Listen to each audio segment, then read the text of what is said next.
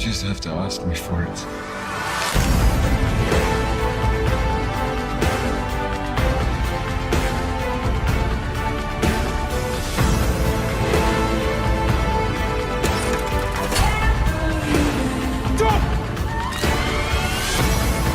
Ask me for I have sinned.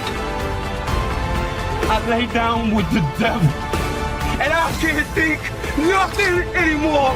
Lord, help me! I am weak. I want to die. What do you want from me? Why don't you run from me? What are you wondering? What do you know? Why aren't you scared of me? Why do you care for me? When we all falling asleep, where do we go? Say it, spit it out. What is it exactly? The pain is the amount cleaning you out. My satisfaction. Today I'm thinking about things that are deadly. The way I'm making you down, like I wanna jump, I wanna step on the glass, step on your tongue. Bury a friend, try to wake up. Killing the class, killing the sun. Bury a friend, I wanna end.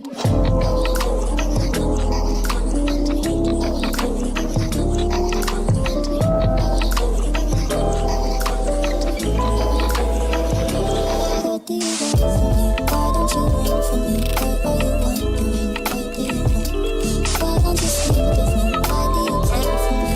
When we all falling asleep, where do you go? Listen, keep you in the dark, without you expected me to make you my art and make you a star and get you connected. I'll meet you in the park, I'll be calm and collected. But we knew right from the start that you fall apart, cause I'm so expensive. Your talk would be something that shouldn't be said. Honestly, I thought that I would be dead. Calling security, keeping my head up. Baby, that's you to bury from. I gotta sell my soul, cause I can't say no, no, I can't say no. And my limbs are frozen, my eyes won't close, and I can't say no, I can't say no. Step on the glass, staple your tongue. Bury a friend, try to wake up. Fly the glass, killing the sun. Bury a friend, what do you want from me? Hello, hello, hello, hello. Shout out to the 100 people already in the building. Love to see it. Did y'all see the trailer? Did y'all see the trailer? Just when I thought we were going to just come here and discuss season 1, episode 2, they decided to drop a trailer, and all that did was make me mad, because why would you show me something if I couldn't have it? It's about to be uncut gems up in here. Why would you show me something if I couldn't have it? We don't know why, why we're getting it so early, but I'm like, maybe they're dropping that season 3 Lestat teaser because we are going to get season 3 earlier than we thought. Now, of course, I am not only streaming on my platform, but I am streaming on my wonderful guests backstage as well. So if you could comment, like, share, subscribe on all of them, that would be absolutely wonderful. Not going to waste any time because we got to break down this trailer and talk about it with the ladies. Coming to the stage, Ashley, with a very, very sweet perspective. What did you think about the trailer, girl? They're playing in our face. Okay. The idea that they come out talking about, oh, we've been renewed for season 3. We're so shocked. We're so surprised. No, you weren't. No, you weren't, because there's some production going on behind the scenes. They are playing with us. They are putting us on the edge of our seats. And I love that for us. I am so looking forward to season 3. And they're doing it the right way. This Lestat is Lestat, no holds bar, and I'm ready for it. They are. Also coming to the stage, watch with me, LB is in the house. We were all like simultaneously sending messages. Did you see the trailer? Did you see the trailer? I saw it. Did you see it? Because I need us to be on one accord. Elle, did you see the trailer? Girl, as soon as I was looking for my nerd stuff. I was looking for San Diego Comic-Con stuff. Maybe I was on YouTube and I was fully immersed in my Marvel nerd bag, and they told me that the trailer dropped, baby, and I immediately went over there, and I wasn't prepared. I was pleasantly surprised. I giggled, I gasped, I did all the things, because Lestat, I wasn't prepared for this, because I don't know nothing about this Lestat. I don't know who this man is. Who is this man? Sorry to this man, because I can't be. Sorry to this man. Kate Bly in the back with the books because she is reading them. What did you think about the trailer, Kay? It's muted, Kay. She got that book. All her life. I'm gonna have to trade in my interview with the vampire and go get the vampire Lestat because I need more now. Okay. He was too fabulous sitting in that chair, just too carefree, too nonchalant. I lost my mind when he was sitting there choking Daniel. I said, this is the Lestat that we need right here.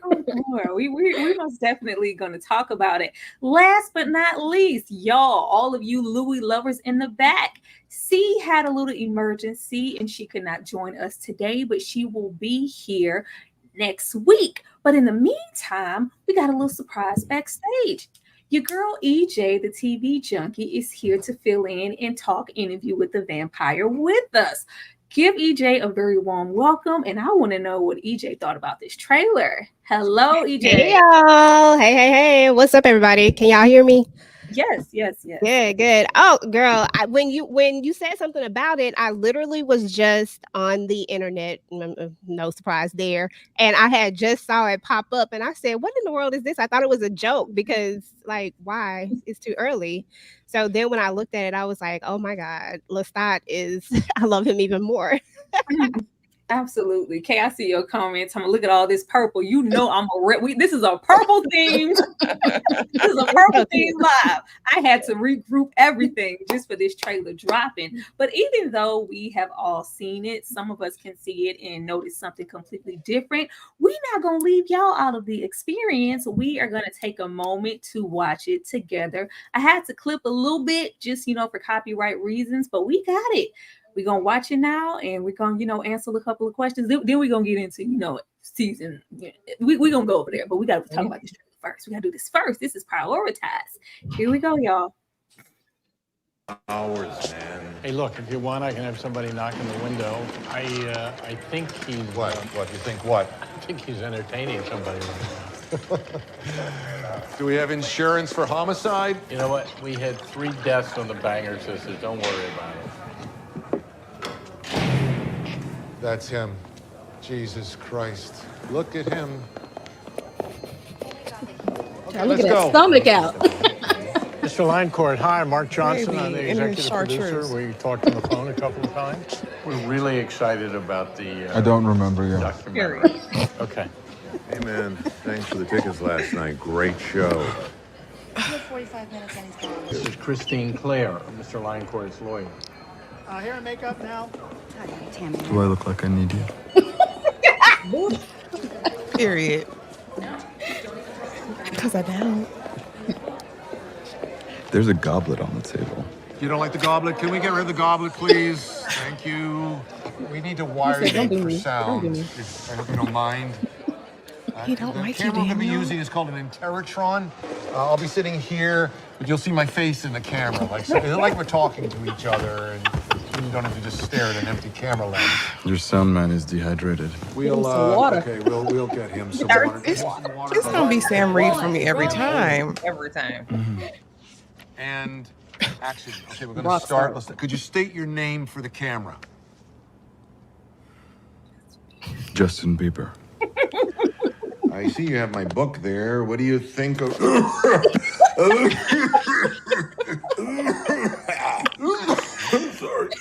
That's what I think of it. Period. Give me a second here. Daniel, you okay? I am the vampire Lestat. I'm immortal. More or less. The light of the sun. The sustained heat of an intense fire. These things might destroy me, but then again, they might not.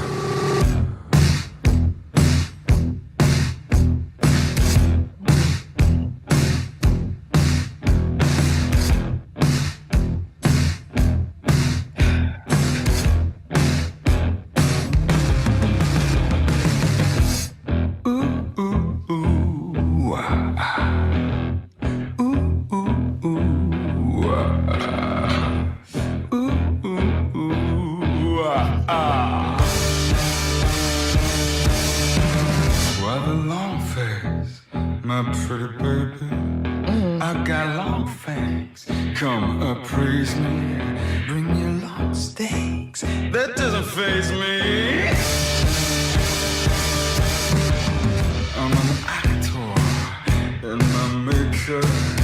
I get fatter when we break her. What does it matter who I take her?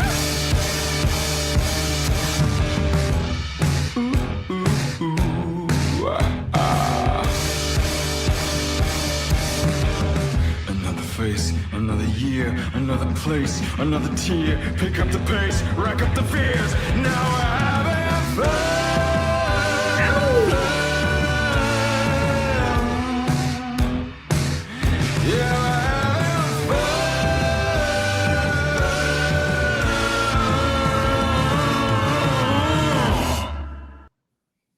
Baby. Yeah. The way I was looking for that song on somebody's Spotify or Apple Music, they are sleeping. Y'all could be getting a whole nother bag releasing that record. I've been jamming since the drop. The long face is a bop.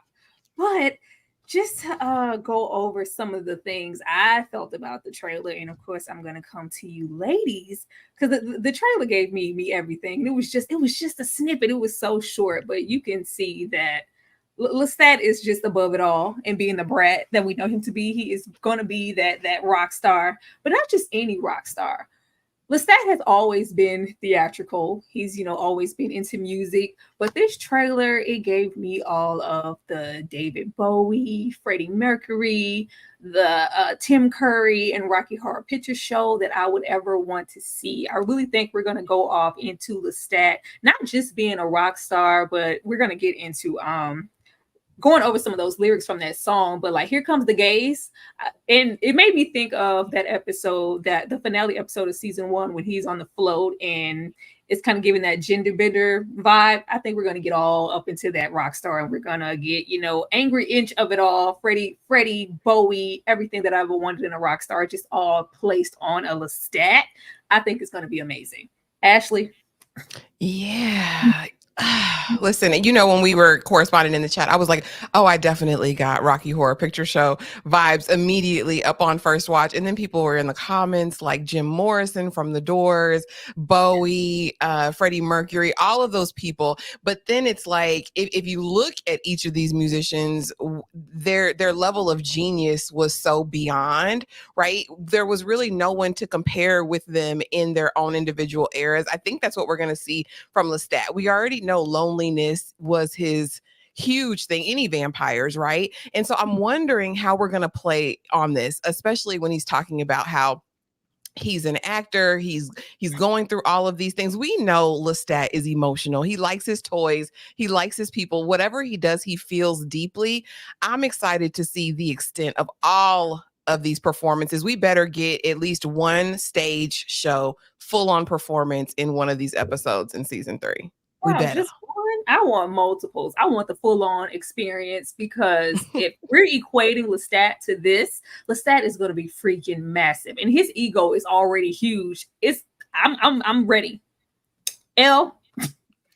So when I saw the trailer, so I watched it like 97 times because I didn't catch a ton of things that the public caught because I was so busy looking into Sam Reed's eyes, baby. I missed all the stuff. Okay, so when I watched it again, I just was so impressed by his performances, right? Because we can see, like, we know Lestat got it in him, right? So we know that diva is gonna come out. We're not even surprised about it.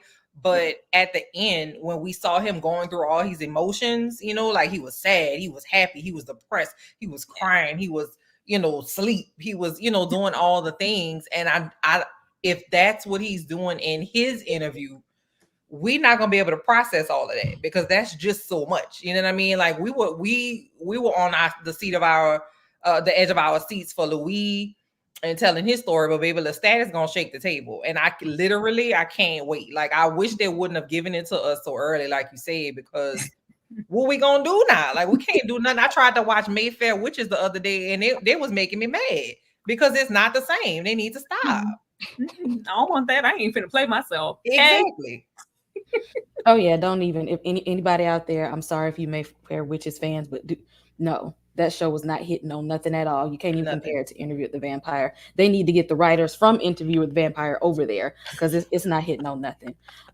When I seen this trailer, people have been saying that Sam Reed is actually Lestat and Sam Reed is just one of his aliases. And I'm starting to believe that.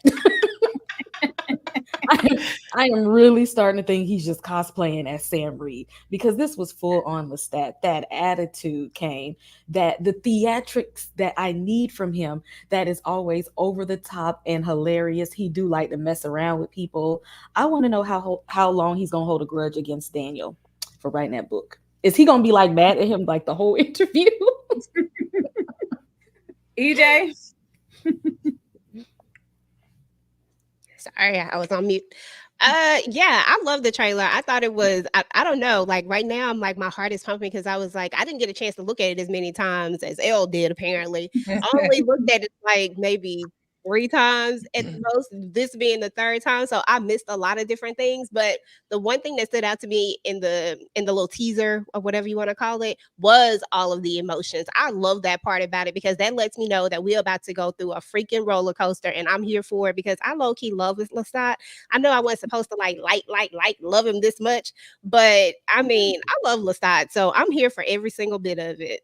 Why are we not supposed to? I don't care what nobody say. This is my favorite, and he gonna be my favorite. Everybody else, you know where you can go. Speaking of my favorite, y'all, we have a poll going on in the chat. Please go through and vote for whatever you thought Louis was the finest. Do you have 70s Louis, modern day Dubai Louis, 1910s New Orleans Louis, or Paris picture taking Louis?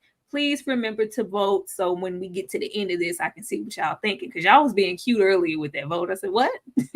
what is really going on here?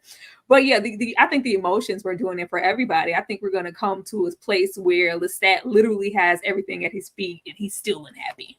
That's where I think we're going. Vampire Daniel is behind the camera coughing up a storm. And will these songs awaken Akasha or rekindle Lestat? Because Longface is definitely about Louis. Now, I don't know. I haven't watched anybody's recaps or lyrical breakdowns. I've listened to the song several times. A lot of it feels like it's referencing Louis and their breakup. And I'm like, we still, getting into Louis. We only have the movie for reference and, of course, the book, but we know it's the music that awakens Akasha. I'm going to come to Elle. Do you think we are going to get to see Akasha in this season? Do you think that we might get an appearance from Louis? And if not, would you be unsatisfied at the fact that I know we'd be happy to just, follow Lestat on his journey, but would you not feel okay with us not seeing Louis at all? So I did check IMDb, and both of them are only in there for 1 season. So we know Lestat is going to be in every episode of season 3. So obviously it's not updated, but as of today, or as of the last time I checked, Jacob Anderson was in on deck for at least 1 episode. So I think it's going to be very similar to the way that Sam Reed was in this past season. He's not going to, Jacob Anderson won't be in every single episode, but his presence will probably be there. And we'll allude to him a lot and all that. And so just don't take my baby away. I need him at least at a little bit. Okay. I do think, I don't know if we'll see Akasha in season 3, but I know she's on her way, right? I know we're setting it up. I know that's a huge deal to like the people that follow this, in this universe. I think what is it called? The Immortal universe, I think it's called. I don't know. Yeah. The Anne Rice crew. Okay. I know she's a huge deal. So I know they want to do her right. And they, the writers and the folks behind the scenes have been very thoughtful about everything so far. So I know they're not just going to drop her in there randomly. So I think the music is all leading up to her. I haven't heard anything about casting or anything like that, but my pick is the Wanda Wise. I don't know if that's going to work, but I love her down. I love her bad. And she just is supernaturally beautiful. So I want to see her in a supernatural something. I love how you keep like that. If y'all listening, go get the Wanda. EJ, what about you? Would you be disappointed if we, got less Louis here? Do you think we will see Louis and Lestat trying to maybe rekindle an old flame? And do you think we'll see Akasha? Girl, first and foremost, let's not rekindle this thing at all. Let's let this thing just stay where it's at. Like literally, when they just did that thing where they kind of were understood, I was like, that's it. We don't need them to get back together. Just let it be. It's over. But I would probably be a little bit upset. Well, I ain't gonna say upset, but I would be sad if we didn't get to see Louis. I feel like I grew this connection with Louis, like on this one hand, and I feel like I just need to see him a little bit. But after seeing this, like I'm just here for Lestat. I ain't even gonna lie to you. So give me like a smidget of Louis and I'll be okay. So just like how they did it in with Lestat kind of popping in, I could live with Louis like that, but I need at least a little bit of him. I'm just happy that because I know we were like, we can't wait until Daniel gets to meet Lestat, and clearly he's back there. Kay, what about you? What are you looking for? Oh, in the series as a whole? Well, with either Akasha or Louis, like how would you feel? Because we've grown so much with Louis, but I'm thinking that the series is going to be so immaculate that that's probably the last thing we're going to be thinking about. But how would you feel? Not how would you feel? Pretty much, how do you feel about less Louis, us really focusing on Lestat and the maybe of an Akasha?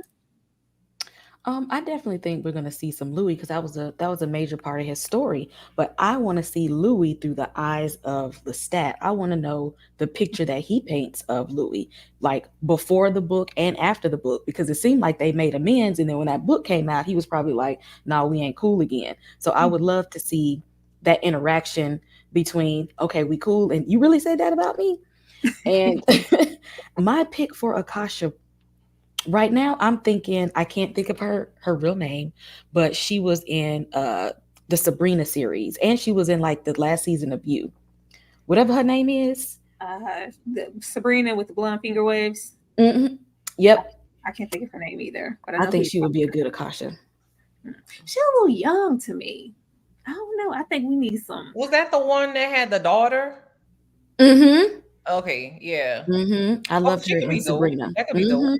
Let me see. Let me go on to Ashley. Ashley, how do you feel about it? And speaking of that book, I was thinking about the book, but I was like, with Lestat and his music, we're gonna get to these lyrics with the whole, I got long bangs coming, like I got big cojones, come on at me with your steaks. I just feel like he and Louis are kind of opening and ending off at the same note of, try me if you want to.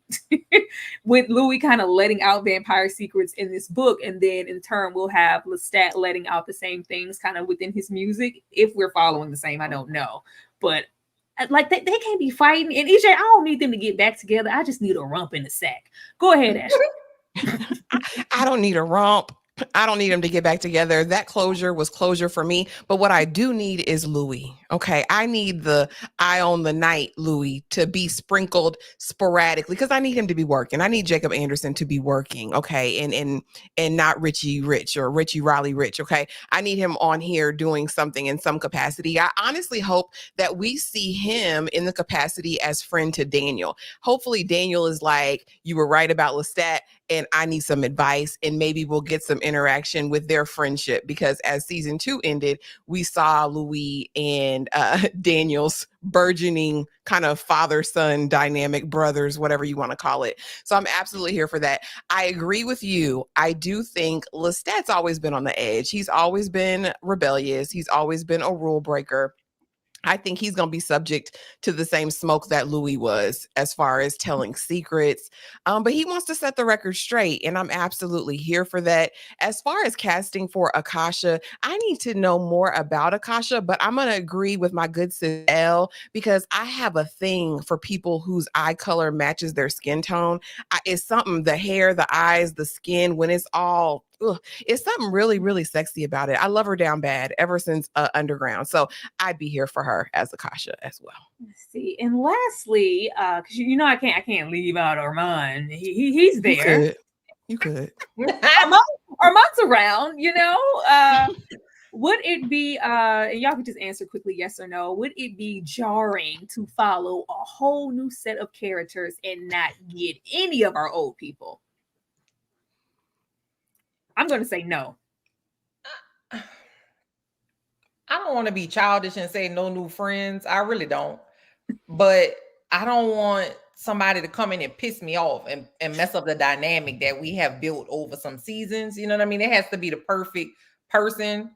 I don't know how Armand would fit into it. I would love to see him get some just desserts. That would be great. I would love to see some some torture or something for him. That would be fun. But I don't know about any extra people. I would have to see how they do it. I have faith in the people, but to now I'm gonna say I don't need it right now.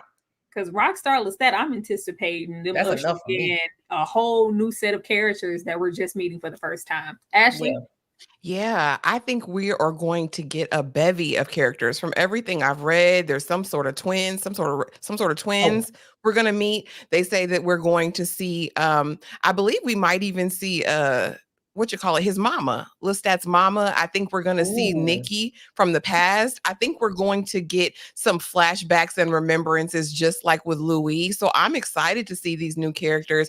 Again, I'm for people working in Hollywood and getting jobs, and especially unknown actors. I hope we get some new people on deck and we fall in love with them just like we did these original sets. Wait a minute. Who got a twin though? They didn't tell you who had a twin?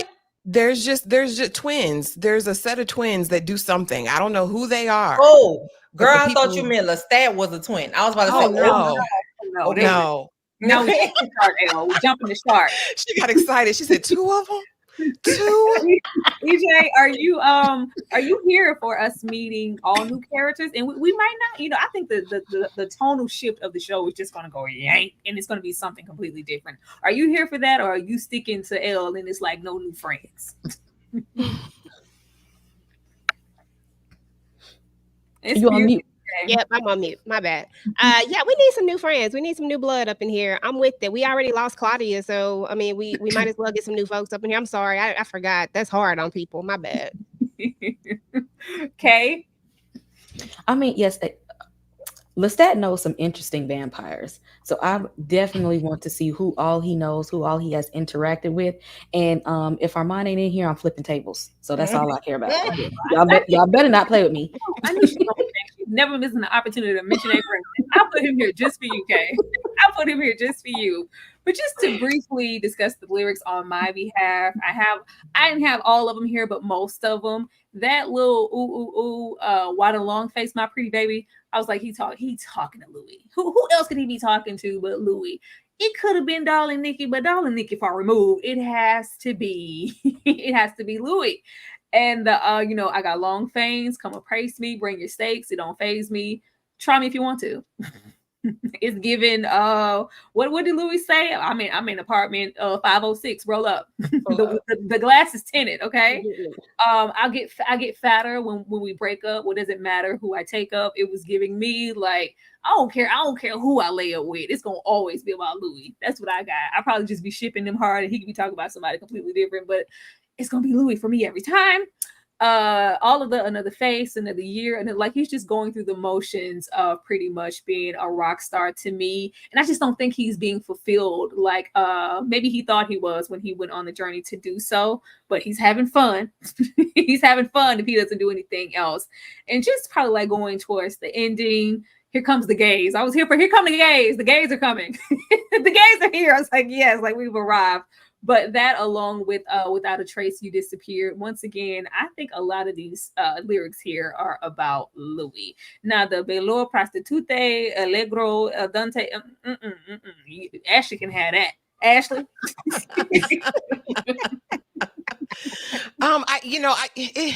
I do think that, Lestat, for all intents and purposes, is super tortured, right? For all of the bravado and the act that he puts on for the rest of the world, he be going through it. He missed Louis' long face. Do you hear me? With Louis' face was always tuned up, ready to cry. All season 1, all season 2, like stop it. But he misses that. I feel like he feels like he's the instrument and people are playing him. You know what I mean? Because the piano is the instrument. Forte is how you play it, right? Like how you play the notes on it. So I really think he's talking about, I don't want to say he's been used, but I think in a way he does feel that way. Like I've given him this gift. He ran off on me. I'm alone. He disappeared without a trace. Now I'm on the run, kind of drowning my emotions with the men, with the women, because we know Lestat is Rockstar Lestat is smashing them down. Do you hear me? He's probably And so, but I still think at the end of the day, he's empty. And I think this whole now we're having fun, Yeah. he's being sarcastic. He ain't having no fun really. Because at the end of the day, he's still lonely. He doesn't have his companion. Unless he meets one, this season. Siri pause. That's what we're having fun. And yay me. I'm gonna come to Kay because when he said Beloro prostitute, I was like, yeah, you left me for years and went over there living with that prostitute Armand to only, I associated that prostitute with Armand. Okay, what do you think about these lyrics? See why y'all got to throw him in it? How he get in it? But yeah, I did everything that Lestat do have a little shade in it. He be having them undertone shady comments, and he have an attitude with stuff that he don't like and stuff that don't go his way. So I know this song is full of shade. He's just like, I'm doing what I do, but I still see you and you see me. I want you to see me having fun, and I know you watching, kind of thing. Of course, it's a little hint of shade in there. Sure, the Gremlins watching too. EJ. All the time. In the back. This is the first time I'm actually getting to see the lyrics, so this is actually pretty funny. But I was just looking up Allegro and Andante, and Allegro is like brisk tempo, and Andante is like moderate tempo. And I was like, really? That should be in reverse, but I'm gonna let that live.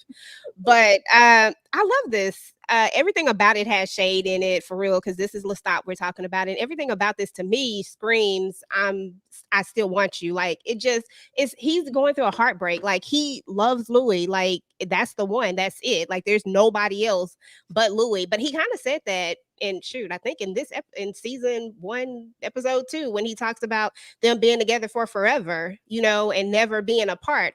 I think he really meant that, and this just further solidifies it. Absolutely do, because that pick up the pace, pick up the gear, another face, a souvenir. Like I'm knocking them down, okay? But they will never equal up to Louis. But I'm having fun while in the meantime, which is Lestat Cole. I'm just having sex. I'm having sex and biting necks. Put it on a shirt. Exactly. Oh, well, you guys leaving this here and getting into what we came here for. We got to get into the episode. But first, of course, I have to show you guys some love. There are currently 208 people here in this live, and we love to see it. Y'all keep showing us some love. Keep hitting that like button, a good super chat or a good super thanks, a share. Tell a friend where you at right now so they can come join in. We're here for that. We'll be right back, y'all. You let it get inside of me. I tell them where to put it, never tell them where I'm about to be. I'll run down on them before I have running me. Talk your shit, bite your lip. Ask for a call while you ride that shit. You really ain't never got fucking for a thing. He already made his mind up. Boy, you ain't. Now get your boots, hang your coat with this wet ass. He bought a phone just for pictures of this wet ass. Hey, my two questions just to kiss me on this wet ass. Now make it rain if you wanna see some wet ass. Look, I need a hard hit, I need a deep stroke, I need a Henny drink, I need a weed smoke, not a garden snake, I need a king cobra with a hook in it, hope I lean. Oh, you got some money, then that's where I'm headed. A1, just like it's credit. You got a beard, well I'm tryna wet it. I never taste it, I hit that ready. Now from the top, make it drop, that's a wet ass. I get a bucket and I'm mobbing, that's a wet ass. I'm talking wop, that's a wet ass. Macaroni in a pot, that's a wet ass. I'm talking wop, wop, wop, wop, wop, wop, wop, wop, wop, wop, wop, wop, wop, wop, wop. I'm talking wop, wop, wop, wop, wop, wop, wop, wop, wop,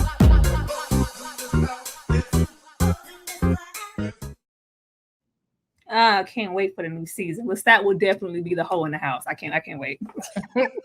Can't wait. Getting into season 1, episode 2, fat me up for the inevitable slaughter.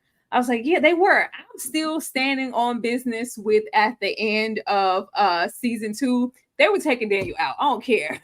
The plan was to take Daniel out. Come on, get up here. Let's dance. Come on in the kitchen. We got some prep for you. But that just the opening scene just reminded me of that. But Daniel's curiosity for the devoted, knowledgeable, perceived human Rashid, it's an honor to serve. I'm just so over. I'm over how great of an actor that Assad is just a really great actor. Like, just to, and not even just in the show, because we know Rashid and Rashid. He is just so good. Like, he's just really unassuming. But just the disdain that he has for Daniel based off of something that happened in 73. I'm an old man. I'm not a threat. Knowing what we know now, I don't think it was just like, oh, I don't want you here. The whole book situation, I'm not in agreement. He's still looking at Daniel as a fascinating boy. Like, get over it. They make me sick. Ashley. Yeah. I'd have an attitude too if somebody was feeding me pig knuckles and like deer ankles. I don't know what they were serving Daniel, but it was the most disgusting thing I've ever seen. And as far as the little gremlin Armand, he's a bitter Betty. Why do we think anything? He's going to hold on to every inch. He's going to remember every moment. I remember when you kissed my man, when you took off that shirt real quick. You know what I mean? When you tried to give him that Boonchie cat. I remember it all, and I'm still big mad about it. He's petty. He is a petty patty. We know that. And yeah, Daniel, I'd be aggravated too. And I'm mad at Daniel for eating that foolishness because what was it? I was hoping he was spitting it out on the side, because what we're not going to do is feed me 7 courses of bull crap. Elle? Yeah, I just thought the first scene was so funny because it's always about a power dynamic, right? In their interactions, in the interactions that Daniel has with Louis, and the interactions that Daniel has with Armand, and then especially with them both at, later on in the season, it's always about a, you know what I mean? And so for them to invite him over and then say Louise gonna join you at course 7. Excuse me, bro. Y'all can start, and I'm gonna come in when it's time for me to come in. Don't have me sitting there eating all this foolishness. And then what they gave him obviously was not supposed to be appetizing or enjoyable or pleasant for him, right? And they're like getting blood out of a cooler and filtering it. It was just very, very petty. Like, the whole thing was very like disrespectful almost, right? And so, Daniel got attitude anyway. So for him to sit there, and then when Louis came out, for him to just kind of sit down and have this conversation, it was like bound to be a problem between the two of them, and Armand got to say what he got to say on the background. But I thought that situation was just so interesting because it just never stops with them two. Like, it's been decades of drama between these two people. I'm over it, Elle. Y'all asked me to come here. I didn't have to be here. Exactly. Okay. Hello, I have so much to say. This because I love the opening of this episode. I actually love the beginning and the end of this episode. Dan, y'all ever felt like, where somebody didn't like you, but you don't know why they don't like you? That's how Daniel felt with Armand. He's like, I feel like you don't like me, but I don't know why. Because he couldn't remember. Like, of course, Armand did not like you. And the funny thing is, like, I'm not gonna tell you why, but I'm gonna be passive aggressive and treat you that way anyway. And then now going back and rewatching this episode, y'all, this whole thing was one of Armand's plays.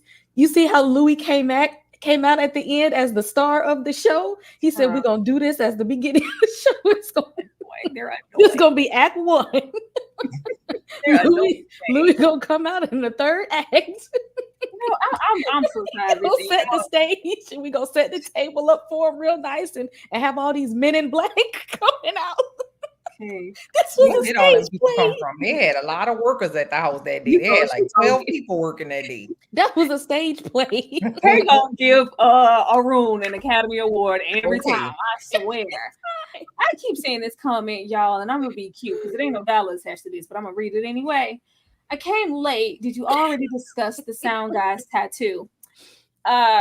People want to know about the Sound Guys tattoo, y'all. Anybody got anything to share on that? I didn't have anything to share on the Sound Guys tattoo, but clearly the people talking outside about, They say it said that Armand was telling the truth, that he told the truth. Now, and I think Armand is the consummate liar. He probably got inside that man's mind and told him that I'm telling the truth. Like, or it's just one of those cult classic things. You know how people pick sides in narratives and stories, and maybe it's that. But yeah, he don't believe that. Don't nobody believe Armand. I wasn't gonna acknowledge it, but I seen it. This is the third time I seen it come up on the show. I was like, all right, I ain't acknowledging nothing Arun said. EJ.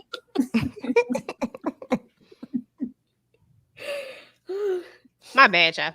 Okay, so I love the beginning of the episode. I thought it was funny. I was like, ain't no way in the world I'm eating none of this stuff. And I felt highly disrespected for Daniel because Louis brings his behind out on course. Like, wait a minute. So I'm gonna sit here and I'm gonna eat all this food, and then you gonna come out at this time? No, like I didn't ask to come here. You asked me to come here. Like it was just doing a lot. And then Armand, now looking back at it, like rewatching it, Armand. Yeah, Armand is trash. I just cannot stand Armand. Irks me so badly. Even here, where he's supposed to be a little more poised, he's still throwing all the shade, like just little jabs. But of course, when you first watch it, you don't really see it until getting the full picture. But I did love this intro. It was a nice intro. It was. Y'all want me to acknowledge? I don't care. Well, I don't care. Arun, the lion, the gremlin. I don't care. He told Louis, don't come out until the 7th.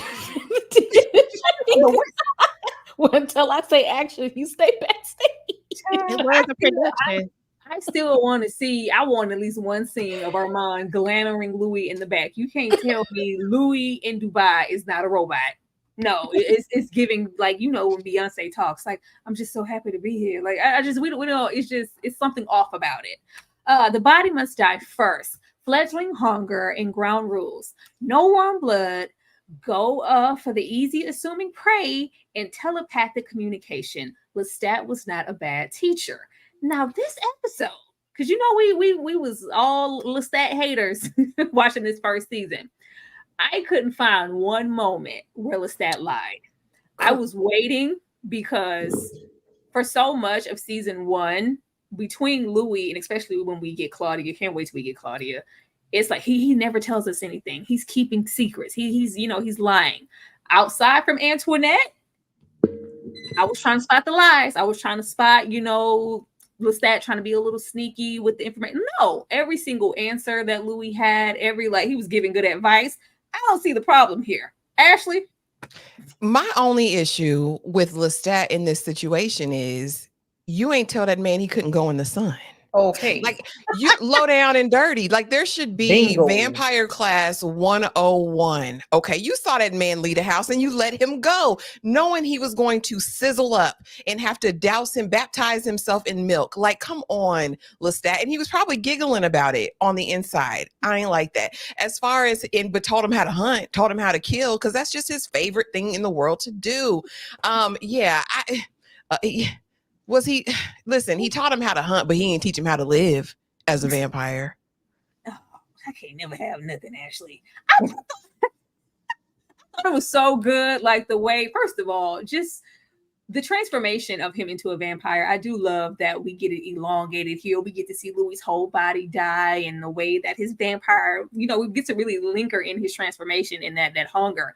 It was given whatever Twilight that is when Bella's turned, and she just so thirsty. I don't know which one it was, but it was very reminiscent of that. I just love the entirety of it. But Lestat did nothing wrong here. Elle. Nah.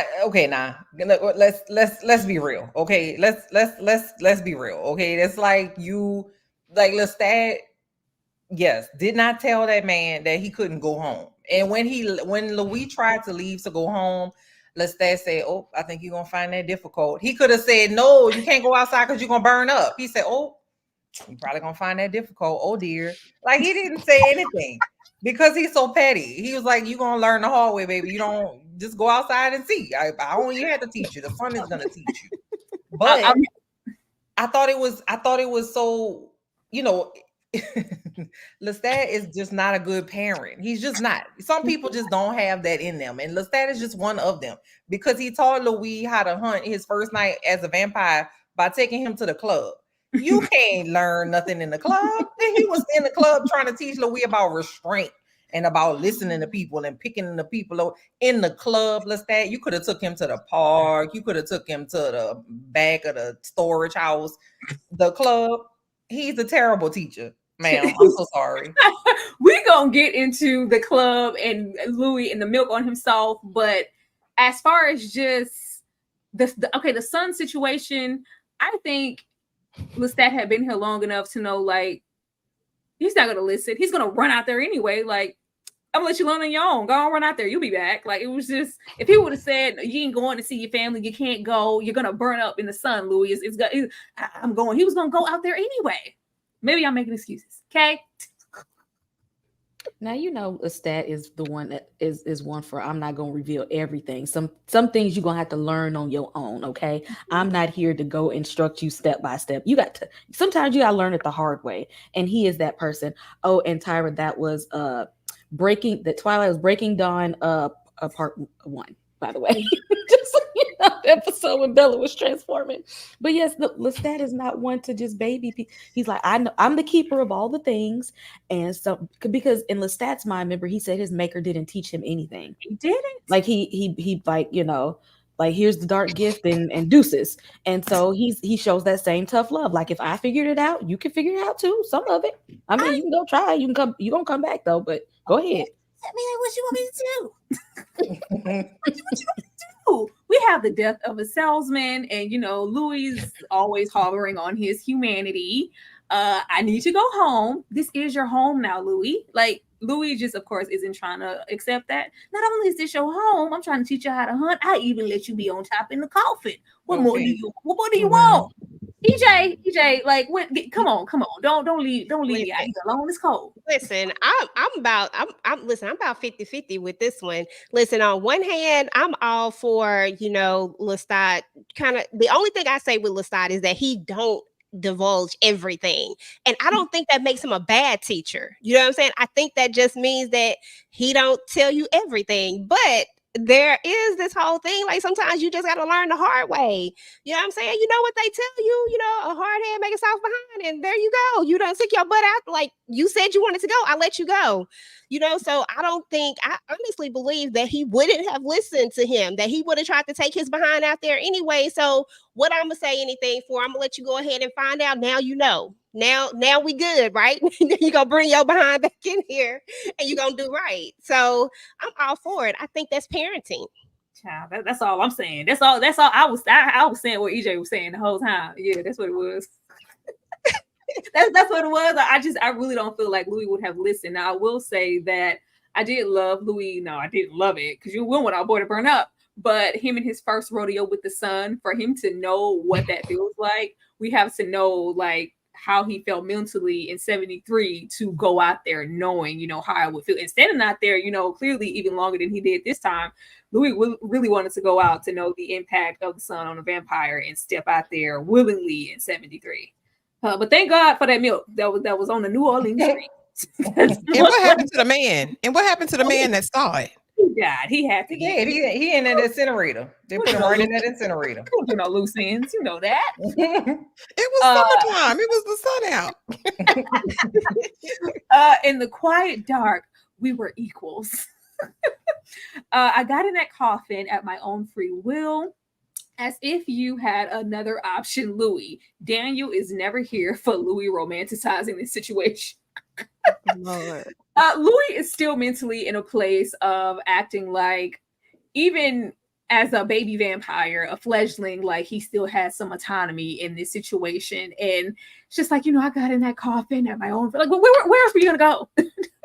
Where else were you gonna go? Or even when we get more into him kind of walking a couple of paces behind Louis as they enter the opera, like, it's giving, the power dynamics are off of Louis. Do you not see that? I like this scene because it's just the first sentiment in this episode to later episodes of Daniel calling out some of the questionable behavior that we get from Lestat with our dynamic. You two are not the same, so don't romanticize it to me as if this is some freaking fairy tale. It's never given that, Louis. Stop. EJ. No, I absolutely agree. The thing is that Daniel always calls it exactly how he sees it. And I think that's what I love about the character Daniel so much, is that he doesn't allow Louis to live in this fantasy world that Louis continuously wants to live in. At the end of the day, like, okay, yeah, he let me get on. I'm like, really? Like, come on, Louis, like, do better, be better. Like, you have to see this. But it's almost like the light is never on for Louis. It's almost like you always have to, like, paint this picture, and Daniel is continuously having to draw it out and show him. And I'm like, dude, you've been alive for 11 years. What are we doing here? And he still sees it the same way all these years later. It's crazy to me, but I love Daniel. Oh yeah, it's still 1973 for Louis. Okay. Exactly. Daniel, Daniel was still had some animosity from the first interview, so he was just like, I don't want to repeat. And Louis, the way you be saying stuff, it's gonna end the same way it did last time. Like, can we tell the truth for once? Because he know Louis is good for lying. Like, Louis, for real this time. Can you please tell the truth? But y'all know Louis was caught in a haze and in a daze in those moments. So everything had to be as nice. And then, of course, Armand was sabotaging the whole thing anyway. He was tired of Lestat being painted. He didn't want him being painted in a good light anyway. So a lot of that was some mind pushing as well. But Daniel still wasn't here for it. Like, how you romanticize in a toxic relationship and make it, because first you was cussing him out back in the 70s, and Lestat ain't this and Lestat ain't that. And now he's like, and he was really gentle, and we had this bond, and he gave me the gift. And Daniel was like, okay, well, which is it now? Because you still full of ish, Louis. Come on now, you wasting my time. L. So it just dawned on me because I'm looking at Sam Reed in his top corner up here looking good with his little muscles and abs and stuff. Mm-hmm. And I realized that entire thing was a setup, right? For Louis to go outside, for Louis to get burnt up. Oh, baby, let me carry you upstairs. Come on, let me. Oh, I should have told you. I'm so sorry. Let me take my clothes off and get butt ass naked and get in this coffin, and you can be on top. That was a setup. Because have you ever seen Lestat sleep naked? Never. That boy be in silk pajamas, right? And some slippers and stuff. So it was a setup. He wanted that whole thing. He wanted Louis to be the damsel in distress, and he was gonna come to rescue him and save him. And it just shows how he looked good though. Okay, Yeah. but he's just so manipulative. He's so he just plots and plans all the time, and I didn't even realize until just now that that's probably what he did. But of course, as it relates to Daniel, I love him down. He can do no wrong because he gonna call a thing, and he gonna risk his life to do it. Okay, he say I'm on the edge of I'm on the last leg of my life anyway. I'm gonna say what it is. Okay, so I love the whole dynamic. Like I've been saying, the power shifts, the power struggles between all the men in this show and in this episode. Child, Lestat and them abs said, "Come on off up in this boudoir." Ashley. Yeah, my good sis Jay said in the comments, why did Louis think interracial intimacy earned him some kind of power, especially in the line of work that Louis was in? You sold brown, yellow, green, one-legged cootenanny all up and down the street, and you think that this is like a prize or made you equal to?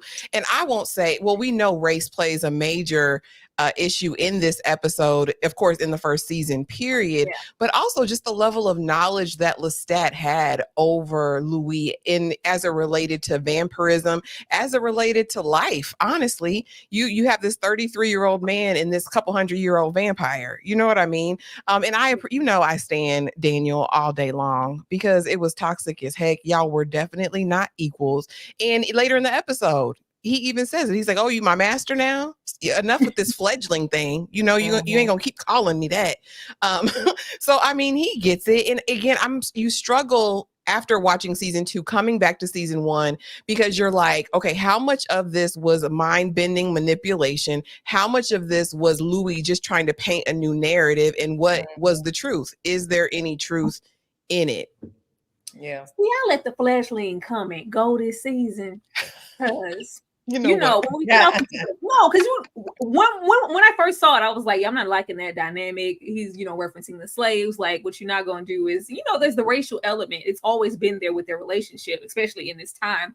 But when we got to Paris and I realized they call all of the new vamps fledglings, then it took some of the sting out. I was like, oh, this is just the term. It's not racial. Next slide. It took some sting out of it for me because I wasn't having that first season. I was like, who you calling a fledgling? The apex predator. Louis, what are you trying to prove? Louis' full course meal and growth as a vampire. I haven't murked anyone since the 2000s. Okay. All of this here. First we had, we were feeding Daniel bricks and calf muscles. a bunch of nothing on a plate with parsley. Then we come here, and first we have, a few little vials of blood. We have, blood with a spoon, just eating it out of a bowl. And then we bite into this poor animal here, and then we suck. Like, why? When this is going on, we do have Louis stating that, I'm far removed from who I was when I was a fledgling. I am, comfortable, and I'm not, out there taking down people on the street anymore. But it's a far cry from me not really wanting to feed on anybody. And but I was just like, they were going out of their way to make Daniel uncomfortable. And I was like, why? What are you trying to prove? Then he does this, and he states, because Daniel's down there, which is funny. He's like, well, who in the hell would, because I think this is around the time that they mentioned the Great Conversion and the vampires and what's going on, and, being able to stand on his balcony and hear the voices of the vampires and thoughts from miles and miles away. Just like, well, who the hell would want to sign up to be a part of this? Louis bites into this animal and says, exactly, this book, because the book was coming out. This book is supposed to be a warning. I was like, okay, be that as it may, why the display? It was too much. Okay. And it's for remember, this is part of the play, right? Think about who wrote this script. This has Armand written all over it, because I don't think Louis would think to do this on his own, because remember, he didn't always like to watch Lestat in his kills, because isn't this the episode, either it was this one or the next one, where Lestat was like, you are a killer, Louis, which they said that in the movie as well, because Louis was just like, oh, I don't want to do that, and oh, why you got to be like that, and why you got to do it like that, and Lestat was like, because we're vampires.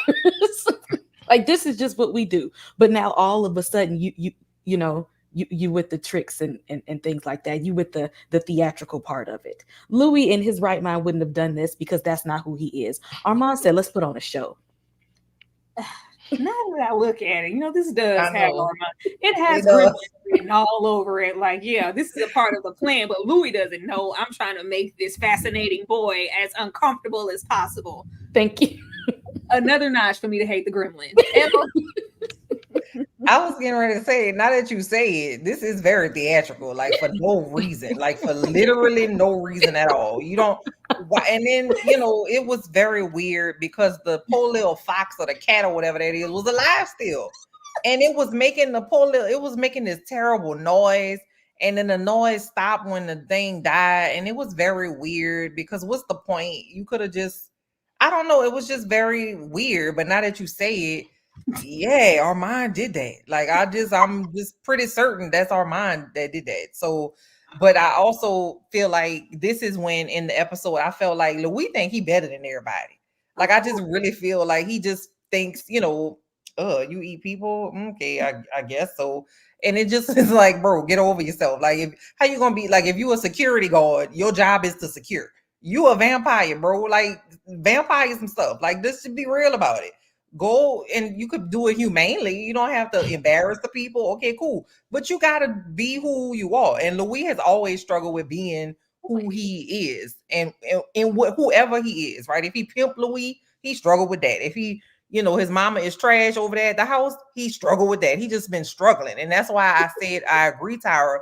Long Face is about Louis, because in the lyrics talk about, be who you are. Like, this is what we're supposed to do. Like, there's a line in there that kind of alludes to this, but this scene was where I really got like annoyed with Louis, because how you gonna condescend to me and you got fox juice on your face, fox blood on your mouth? Like, don't talk down to me, talking to me crazy. You know what I mean? So I agree. This is all a scheme that Armand set up to come at Daniel with the bullshit. Yes. Louis has always had that superiority complex. Well, I don't know about those, fledgling, vampires out there, but I'm not on there, running around with this addictive bloodlust. Like, I'm above that. Like, right. Shut up, Louis. EJ. Yeah, this was interesting, because at the same time he's saying, like, I don't do the hunt thing, and so we see him with the animal, right? and all the other courses, of course. But when the human comes in, I'm just like, Louis, you such a walking contradiction all the time. No, you didn't hunt, but you just made this whole big thing about almost like you were saying, like you still had this humanity about you, but you literally are a vampire. Y'all drink blood, y'all hunt humans, but you just went through this whole thing about, oh, this, that, and the third. And then boom, the human comes in, you drink more blood. And I actually agree. I didn't think about it like that from the jump, that this was really all Armand's thing, because this was over the top. It was just a lot. And Louis just not a lot like that. I mean, he a lot, but not like this.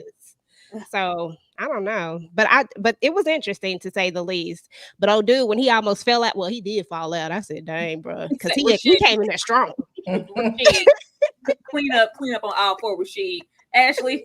Yeah, a couple things. There's no way you're looking me dead in my eye as you serve me possum toes and moose eyes, and you're draining everything in sight. Louis, stop it. I totally agree with Kay. I didn't think about it this way, but this is his production.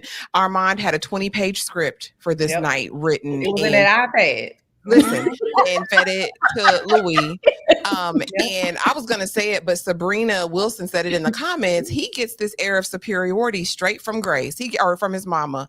That's who he gets this from. That's who he gets this from. That didn't go away. He was raised like this. This is his upbringing. You are an exceptional Negro, as the man told him, and it pissed him off, right?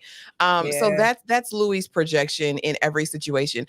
But the eye contact is what really threw me. I hate everything about all of these pictures, looking him dead in his eyes with the dripping. You don't have a napkin, Louis?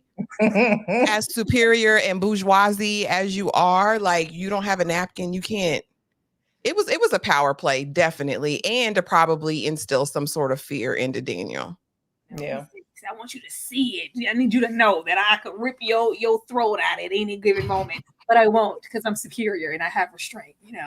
I'm evolved. Shut up, Louis. Exactly. Thank you so much, Val, for the $4.99 super chat. Hi, ladies. Louis probably wanted to remind Daniel of who he is. He's eating a fox, predator, while feeding Daniel a rabbit, prey. Armand, innocent. Oh, please. Oh, now, okay. I was with you to the last part. You see the profile pic. That's that gremlin up I there. know his plays be better than Tyler Perry's. Y'all was entertained this whole time and ain't even know it. Oh, Lord. Thank you so much. Thank you so much, Val, aka Armand Jr., for the super chat. Let me show you some love, because you had me up until we got to that point. Let me find some Armand. Here you go. We'll be right back.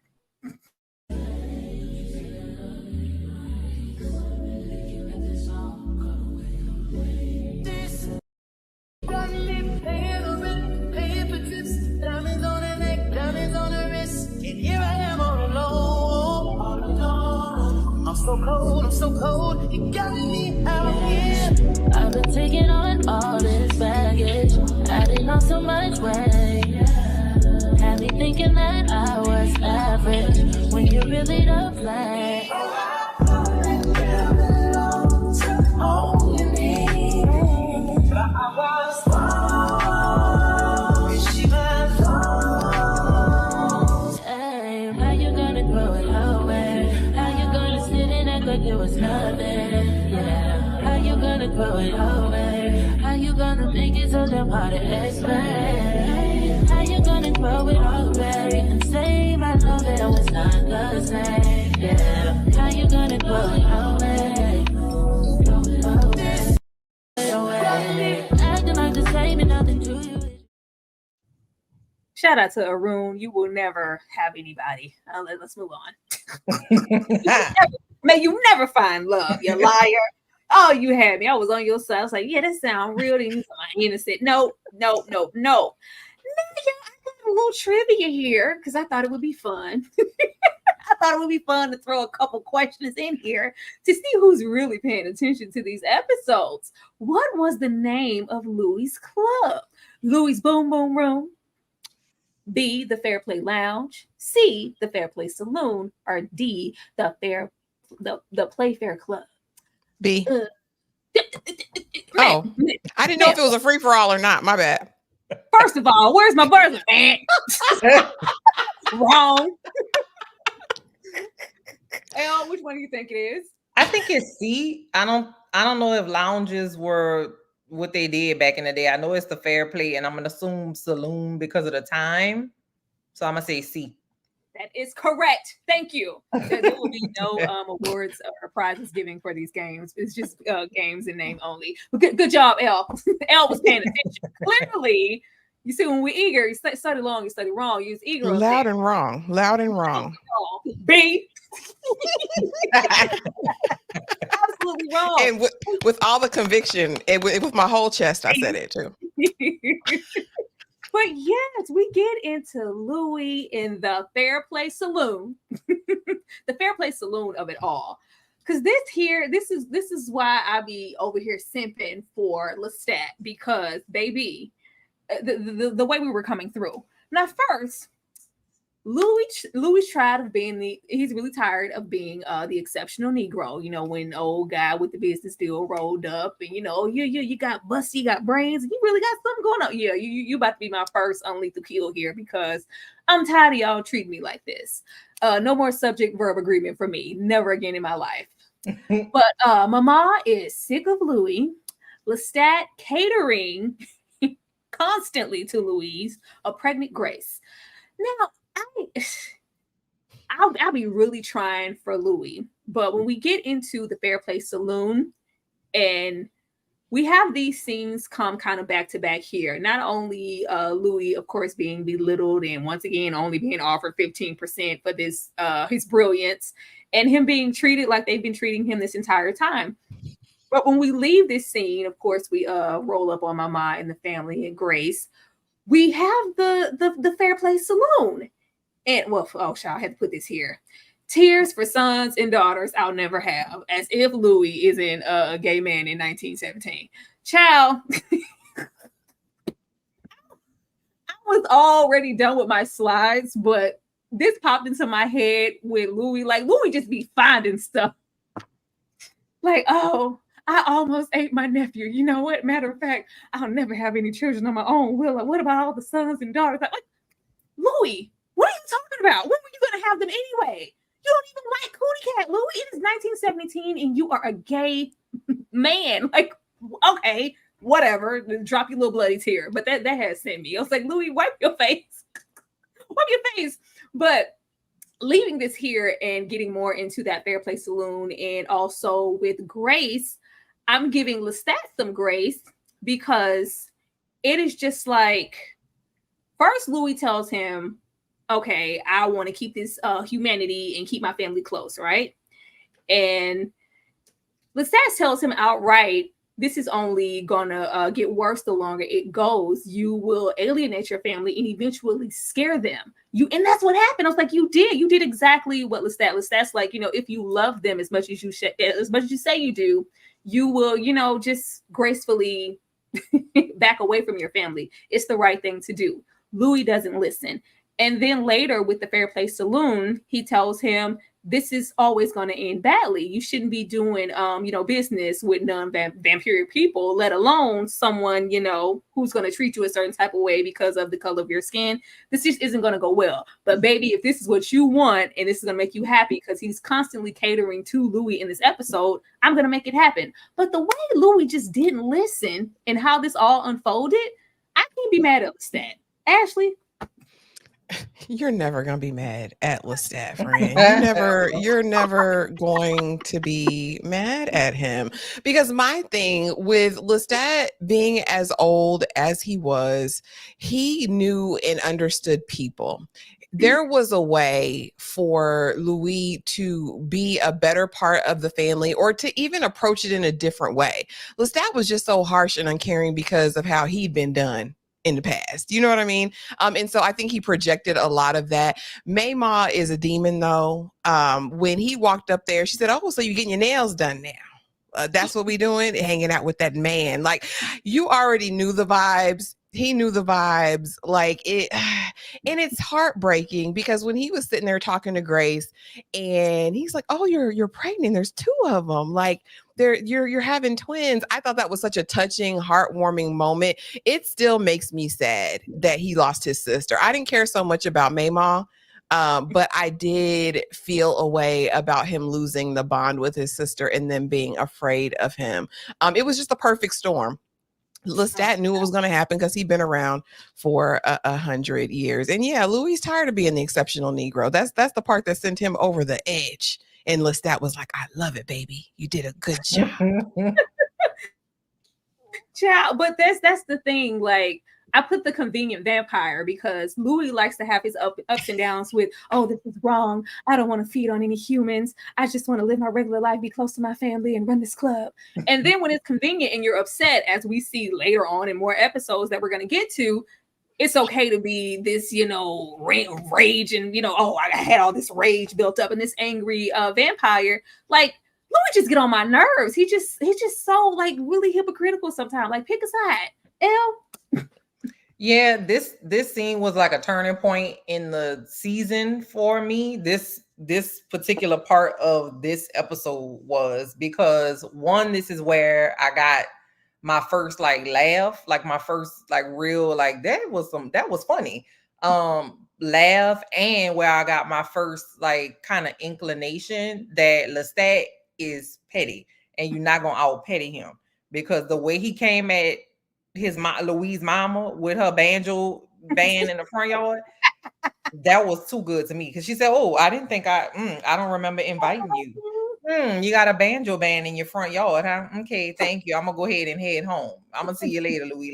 Like I love that, right? I love like I see you, bitch. Like we two bitches together. Okay, you're not gonna out bitch me. And I really like that, and I like to see. Because prior to this, the only thing that could get Louis off the street was his family, right? Like he was gonna stay in that brothel from dusk to dawn.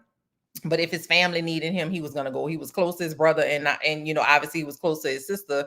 And time just be slipping away. And so he, saw her and realized that she was pregnant, and you could see that they both missed each other. She didn't even flinch at the fact that he had vampire eyes. She was like, "Oh Lord, your eyes look like stained glass windows. Oh my goodness," right? She accepts him. She knows he's gay. She knows something is off. She knows he chilling with that white daddy. You know what I mean? She just doesn't, bat an eye because she loves him. But this part of the episode was really fun for me because between me knowing that Louis was gonna murder that man when he touched him in that little S curl, and the back and forth between Lestat and the mama and the sister, it was really, really fun. And then also nothing will ever top for me in season 1 when Louis dropped that baby on the floor and ran out that house. That thing was so funny to me. I will never get over that. That I must have laughed about 3 or 4 minutes when he dropped that baby on the floor and ran out of there because he was gonna bite the baby. Oh my God, that was great. Okay.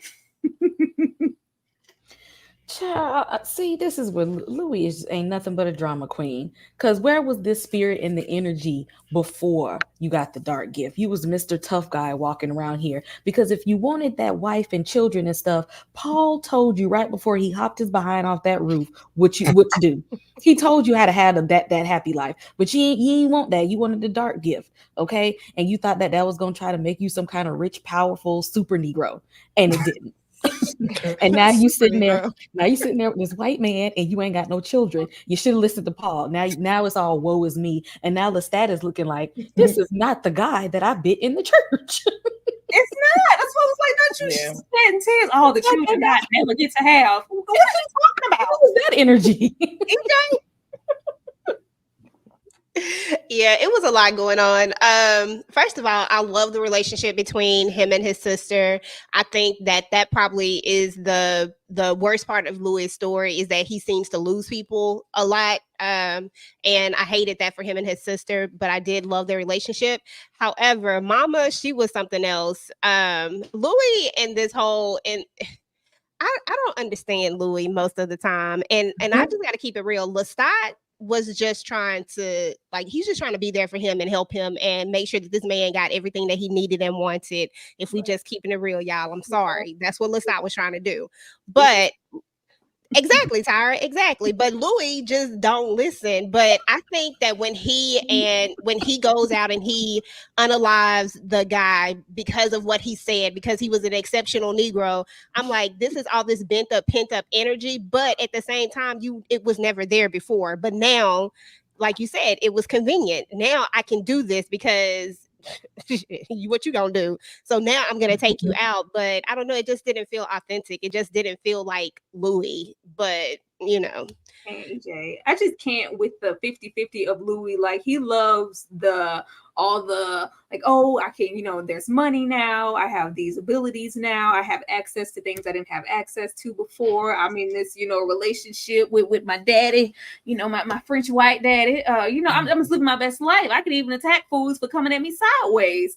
But as soon as this, unconvenient, oh, the children I never have. What you talking about?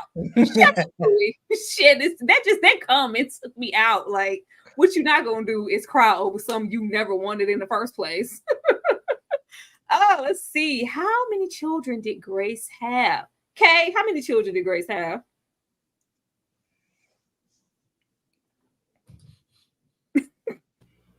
The twins, right? The two. I need an option, baby. A, B, C, or D. Oh, D. Wrong. Y'all think we be watching. They don't be watching. Where the other one came from? EJ, I'm gonna come to you. How many children did Grace have? She had 3. Option number C. She had the twins, and then she had that baby that Louis left on the floor. I don't know where Kay was. Where you was when I thought that was one of the twins. No, Kay, 6 years had went by the time we got to the baby being left on the floor. Oh Lord. Let me get some of these super stickers we have in here from our Hill. Thank you so much for the $5 super sticker. And we have another one here for $2. Thank you so much, RL. Let me show you some love. We appreciate the support. Kay, I'm gonna need you to pay attention because I don't know what. We were 6 years removed when that baby got laid on the ground. Let me go here because it would really be cute if we could get some Akasha in season 3. We'll be right back. Take this overboard now. I want you to feel that heat. And we can ride the boogie, share that beat of love. I wanna ride the all night. Work it and work the milk sun. Feel that heat, and we can ride the boogie, share that beat of love. I wanna ride.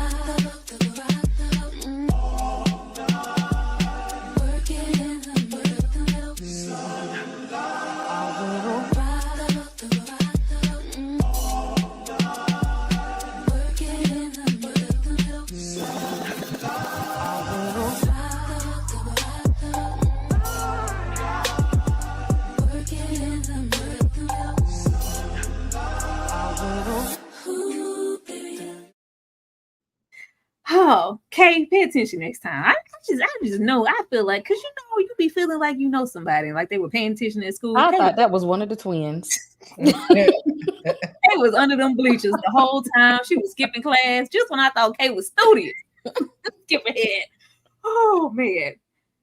Here's that Larry, one of them twins on the floor. Louis' house in Scottsdale. I want a house in Scottsdale. I own a house in Scottsdale. Lestat was going out of his way to give this man every single thing that he wanted. He even says out of his mouth, this is everything that I've ever wanted. But of course, like I said, we are refusing to listen to the warnings. We already know how this situation ends. But it was just crazy to me how Lestat was content. You living your best life, making the most money you ever made. I brought my people up with me, for almost 7 years. And then you could just turn into like sweater. I noticed when Louis get in his body, he put that damn sweater on that robe when he want to get all depressed and touched. But I guess it just goes to show the ups and downs of a vampire. And even somebody like Louis, maybe 6 years for us is 6 years. Maybe for Louis it felt like 6 months and him just being okay. I don't know, but I was like, 6 years, Louis, you were fine living your best life, making your money, and then all of a sudden, I almost ate my nephew. Like, what? And then I couldn't even be mad at that because it's you being Louis, trying to hold on to that humanity, and he wasn't feeding on anybody, barely eating anything, and the hunger kicked in. The gumbo wasn't gonna suffice. The gumbo wasn't gonna suffice, and he laid that baby on the floor. I can't believe Elle found that comical. That thing was, I'm telling you, I promise on my children, I probably laughed about 2 minutes when he dropped that baby on the floor. No, that what was I so find, funny. What I find comical in that scene is Daniel like, I don't got time to play with you. Did you eat the baby? Did you eat the baby? Well, I've grown so much. The apex predator. And did you eat the baby, Louis? Did you do that? Did all of that to, Nah, we don't have time for that. Did you slip so far that you ate the baby? I'm much stronger than I was. You're a killer, Louis. Like, Lestat he takes out the tenor like only Lestat can. This is probably the scene where I like really fell in love with Lestat season 1, because how meticulous he is about music and the notes. When he like pinched that finger and was like, yeah, you got it wrong here, and here. I've taken people out for less. You gotta go. You know how long I've been waiting for this opera to come here? Absolutely not. What you're not gonna do is tell me how to act, Louis. Now, this whole episode, I felt like we saw Lestat catering to Louis every way he could, because he simply wants him to be happy, even when he's crying that blood tear about the children and the sons and the daughters he's never going to have. He comes, how about we just get away, baby? How about we can take a sabbatical? You could just have somebody else. I got a business to run. Okay, fine. You don't want to risk going out in the world and going to Rome. Let's just go to it. Like, another opera. Like, he was so like, I just don't know. Lestat, of course. Anybody at this, how I be feeling when I be wanting somebody to. You could have anybody, you could have had somebody else. But I even love in that moment, like with Louis being down on himself, because we do hear even back then in present day, he was constantly in fear of not matching up to the type of vampire that Lestat would have expectations for him to be. But he always reassures him. All of this, the ups and downs, the crying, the bloody tears for the daughter you never have, whatever. I love you anyway. Like, you're amazing. I love everything that is you. I take you and everything that comes along with it. I just want the same in return. And even at this moment, we also have them at the opera. And I was like, I didn't even remember Lestat even mentioning his deep stain or just vampire stain for loneliness. I was like, he mentioned this early on. He mentioned this early on. And it's just constantly like, Lestat ain't never tell me nothing. He told you a whole lot. And actually, I'm gonna come to you, because in telling him a whole lot, the last thing we hear in this booth before he takes out the tenor is, well, it can't just be us speaking on that loneliness. It has to be some other vampires out there. Yeah, it's 100 or so. When did he lie?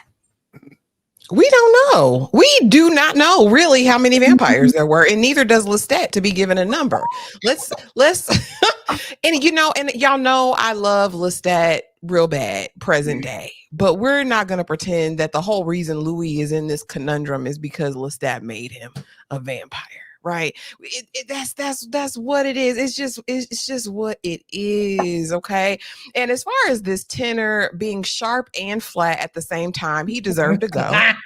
He deserved to go real bad. Okay. Lestat even took him. I said Lestat even was being generous, bringing him back. And he said, let me see if you can do it. Period. From the diaphragm. You hear me? Let's try it again. And Louis just didn't like the fact, or took umbrage with the fact that, Lestat, don't play with your food. You ain't got to demoralize the man before you eat him up. Like, we don't have to do that. And this was a side conversation from what you said before, him crying about not being a daddy. Listen, here's the thing. I think Lestat would have made a housewife. He definitely would have had a baby with Lily. It would have been a beard. It would have been the fake family of the time. So I commiserate with Louis in that moment. But I think that also, this is my final part on this. As far as Lestat, this has never been about Louis' happiness. This has been about Lestat not being alone, right? He's going to keep him as comfortable as possible so he doesn't leave him. I don't think it's really intrinsically about keeping Louis happy. I just think it's about keeping him with his toy. Lestat just want his possession. Boy, a stab in the back. I swear I can't never I can't never breathe out here. Like I just wasn't here for this. Like I'm trying to give you everything, and now you're gonna tell me how to hunt. Like I can't. Well, I don't like it. It's like about you. I can't have nothing. So I really enjoyed this scene, and I very much related to Lestat in that when you look forward to something and it doesn't pan out the way you thought, you get mad. And most of us just gotta go home and go to sleep, right? We don't have the ability to do something about it. And so when I saw Anita Baker at the Jazz Fest and she didn't sing and she was complaining about how hot it was, I will never forgive her for that. Now, I'm not going to go kill Anita Baker and fight Anita Baker in the street. But if I could do something about it, I'm going to do something about it. And Lestat say, baby, not on my watch. Let me tell you where you messed up. Because I took notes in the theater. Come on back to the house. I'm going to train you up. You're going to die. But at least before you die, you're going to know where you messed up. And I appreciate that. Okay. That's a learned man. Okay. He appreciates the finer things in life and art and stuff like that. So I really love that scene with Lestat. But I do think that, you know, if Louis, I mean, we saw what happened when Louis became a dad, right? Like he fussing about the children that he ain't never gonna have. We saw what happened when he became a dad. He was a trash daddy. So it doesn't matter. You know, Louis is not a, he's a screw up. You know what I mean? Bless his heart. That's my homeboy, but he is. And, I don't know if he knows it, but maybe that's why he's so sad. But I just feel like, if Lestat would have been like, okay, let's have a baby. He would have been like, no, I don't want a baby. No. Like it wouldn't matter what it was. He was just going to have something to complain about. So he was frustrating me in this part of the scene, and I thought it was funny because Lestat at first was like, let's go to Italy, baby, let's go to see the thing in Italy. He was like, well, how we gonna get there? How they gonna put the coffin on a boat? We gonna get a train and plane and all. And he was like, shut up. I knew he was gonna say something. He coming here, okay? We don't even have to worry about that because Lestat knew that he was gonna complain and have something to kind of mope about. And so he kind of knows, he got Louis' number in that way. So we see that they're learning each other. And Lestat is just kind of like, listen, okay, bro, I hear you. You don't want to hunt people, but don't get mad at me because I'm doing my thing. I'm doing my job. You don't want to do your job, that's fine, but I'm gonna do mine. You mind your business. So I thought, two snaps for Lestat in this scene. Please, because what you're not gonna do is tell me how to hunt. Exactly. I really also like the reference of Louis kind of getting a peek into the Tinner's life. Like I could see portions of his life versus what we get in season 2 when he bites into Madeline. I was like, oh, it all comes together. I love it. Okay.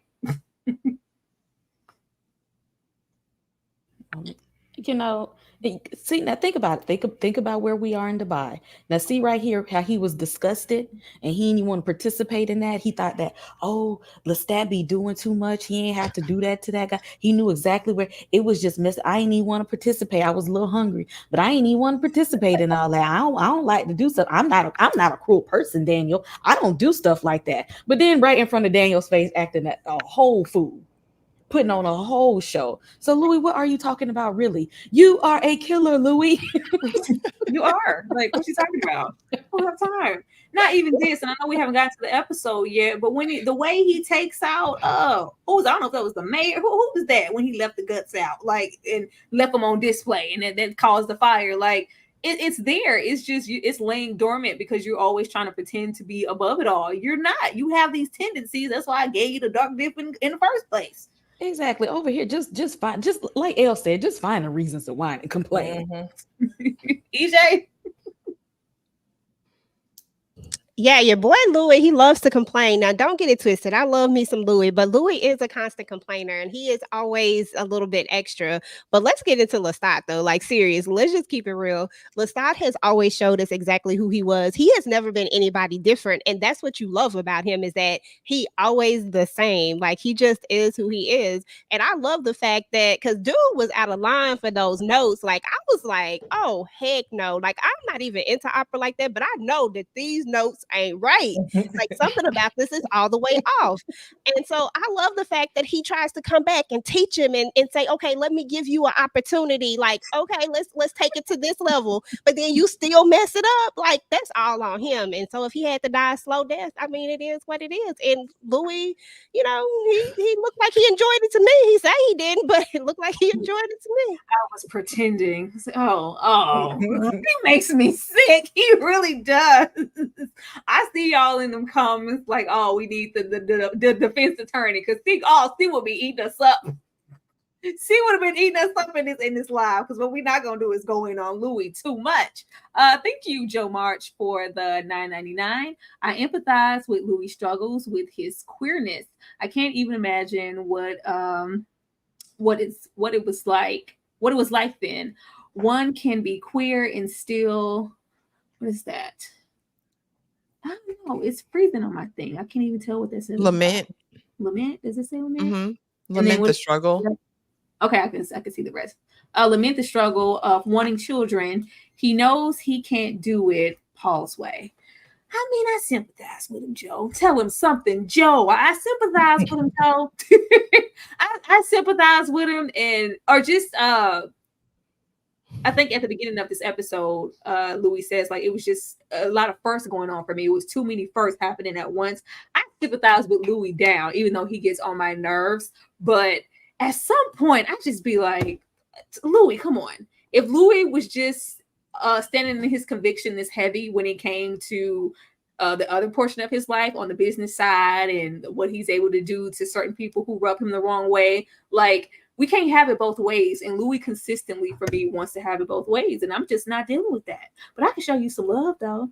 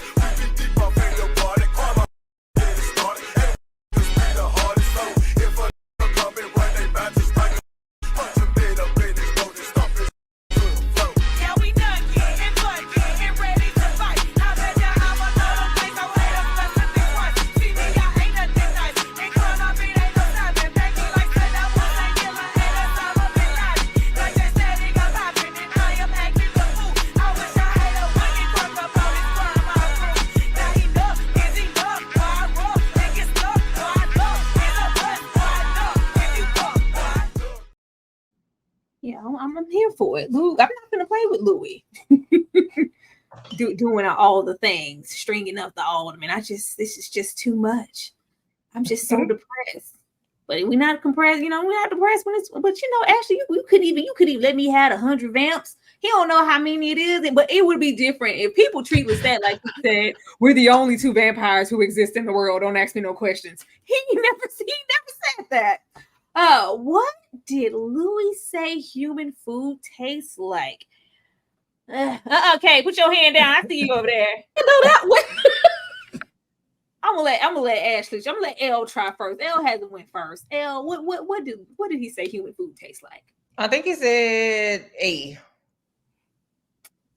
I mean, she got it right. She got it right. You ain't asked me this one. Because you should have known that there wasn't one of them twins on the floor. I'm not gonna blame you.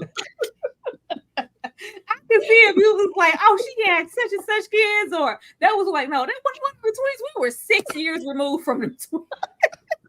7 years later, Kay. It wasn't the twins. Well, yes, he did. He said it tastes like chalk. But why did he even want to have? So I know he said he eats a human meal once a week.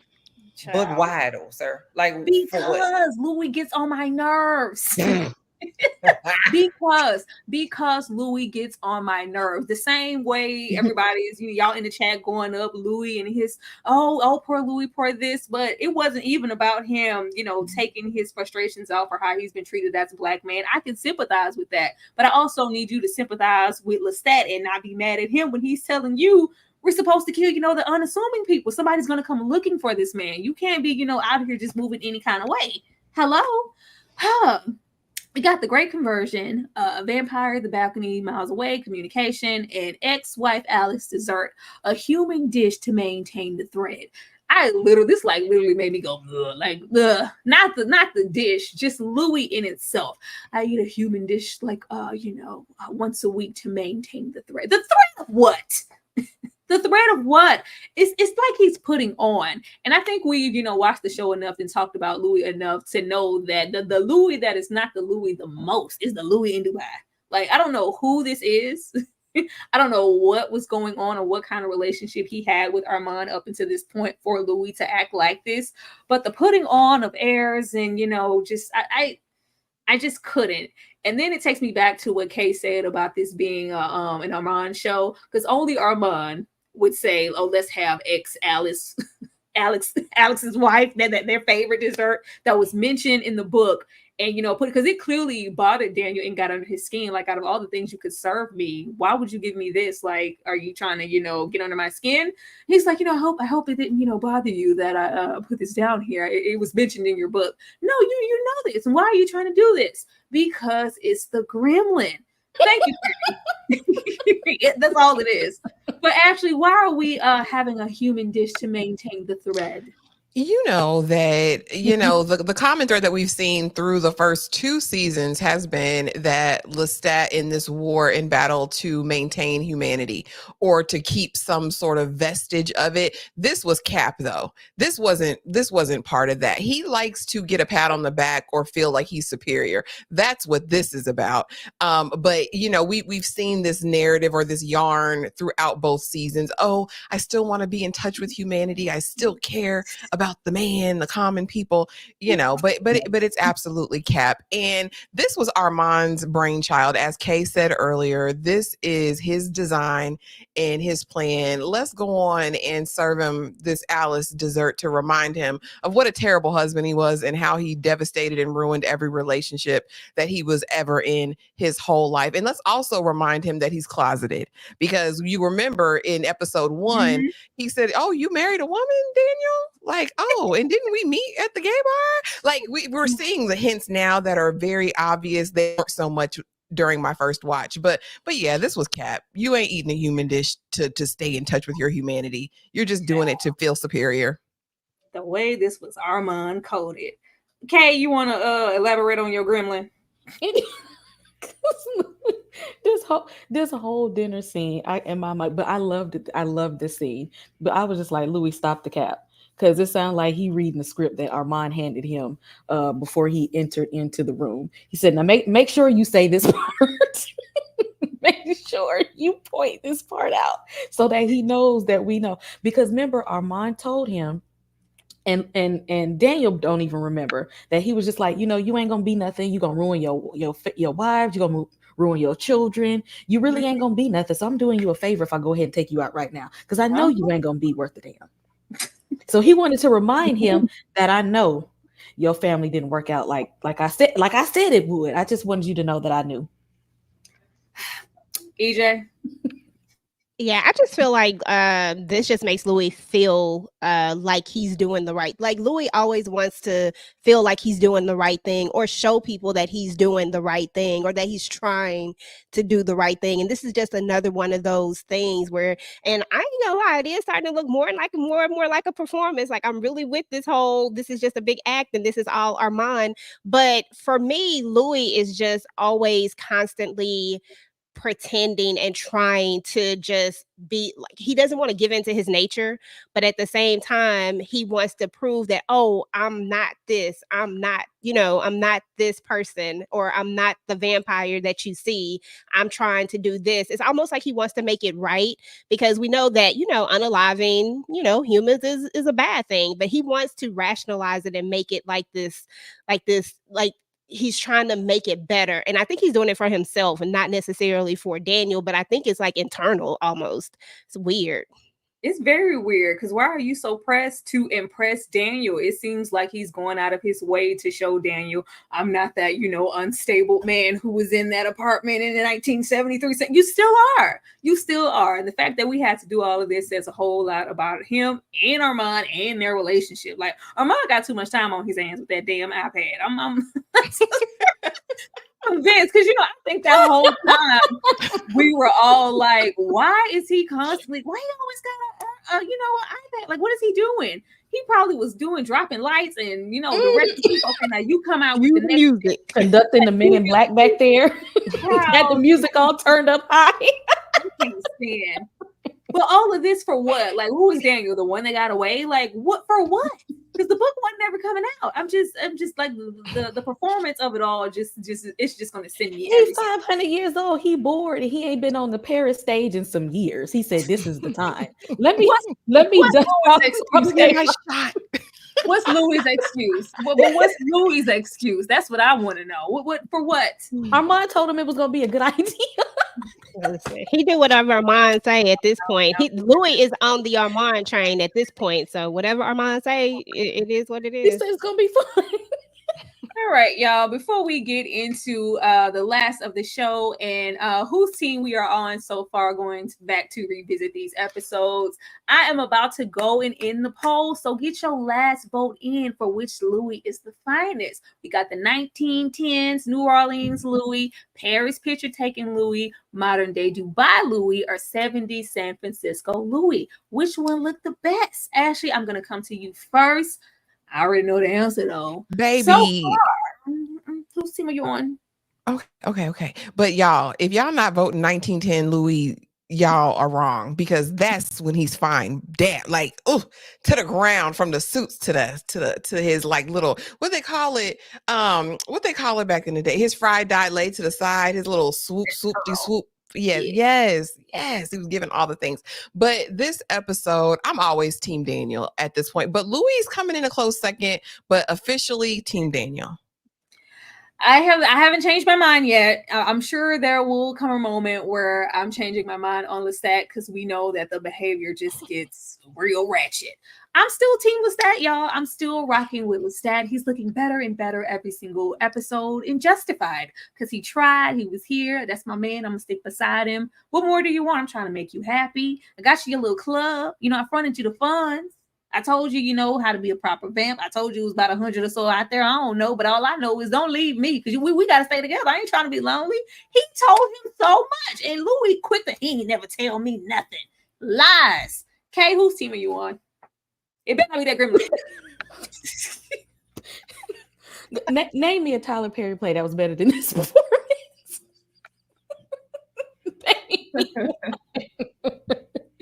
Y'all ain't gonna do him like this. This is a whole Spike Lee production right here. And y'all ain't even know it. Y'all ain't even know. Daniel didn't even know he was the co-star in his play. Know it. You ain't even know it. You ain't even know it. EJ, whose team are you on so far? I don't think that it's going to be a surprise, but like right now, first 2 episodes, Lestat is all the way in. And this is only because Lestat really is trying to show Louis how much he loves him and cares about him. Now, later it's going to change and, it is what it is. But right now, just where we at right now, Lestat is still the guy. Oh, child, let me take this off. We're going to soak and sink this in because, when C roll up, we always got somebody to be on Louis' team. Ain't nobody on Louis' team on the panel, and I'm here for it. I mean, Ashley tried it. Don't even try that. Why you trying to straddle the fence, Ashley? Why you trying to be cute to straddle that fence? I love to see it. I don't got nothing against Louis, y'all. I'm just glad that we are seeing Lestat for who he always was. He just wanted to be loved, He wanted to be loved back because he was loving.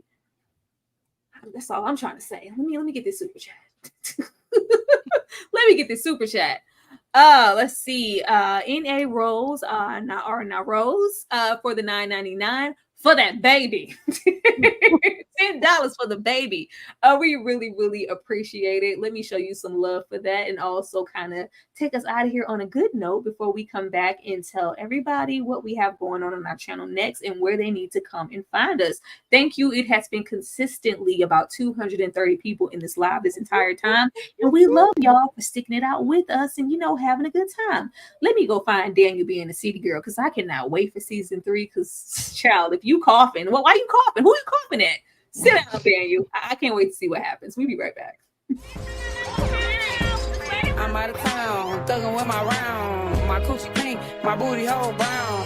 Where I'm looking for the hole. Quit playing, cause I go so. Pound town, just left Pound Town. He just took it down. Yeah, it's down. Yeah, he eat me out. Pound town, just left Pound Town. He just took it down. Yeah, it's down. Yeah, he eat me out. I'm out here in Miami, looking for the hoochie daddy. Where they get ready? My son need a new pappy. Too many bitches. Where the I'm trying to get my coochie stretched. Yeah, I'm trying to get my coochie stretched. Yeah, you know them dreadheads do it the best. Oh yeah, I like with a check. I give me that. You know I'm sexy, I'm the best. I'm the Better go off, Daniel. Daniel better be living in his truth. Season 3. I want to see Daniel with the boys. Okay, I want to see Daniel with the boys being whole, revitalized. Now, getting into this poll here, a staggering. I don't know why it was so divided. Only 58% of y'all, which one, said 1910s New Orleans Louis. But everything else was really, really divided. She said it's all the everything else was just really, really divided. I really thought it was going to be a unanimous vote. But Louis in San Francisco, 70s Louis came in second. That's how y'all They like the afro. He was handsome. I mean, he's always handsome. I know mean, y'all the ain't vote face that card. before Dubai Louis now with Dubai the all black. Louis look good in all black. I'd be living for Dubai Louis. Exactly. That would have been I so own them. second for me. For me, it would have been. I'm just saying. I like Dubai Louis, especially at the end when he say, "Come get me." That Louis right there. Fine. Little sweater on. EJ, I am going to come to you first to let the people know what you have going on your channel and where the people need to come to support you. Go ahead, EJ. Okie dokie. First and foremost, thank you guys for having me. I appreciate you guys, filling in for our girl.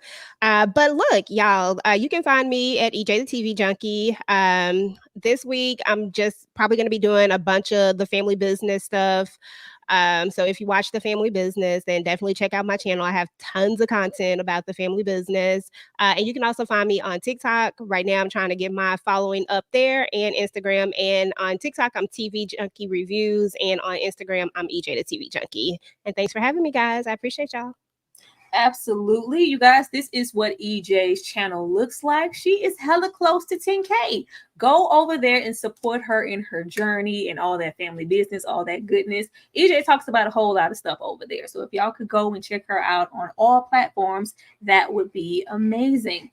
Coming next to Ashley with the perspective, because it's always sweet, especially when it comes to Louis.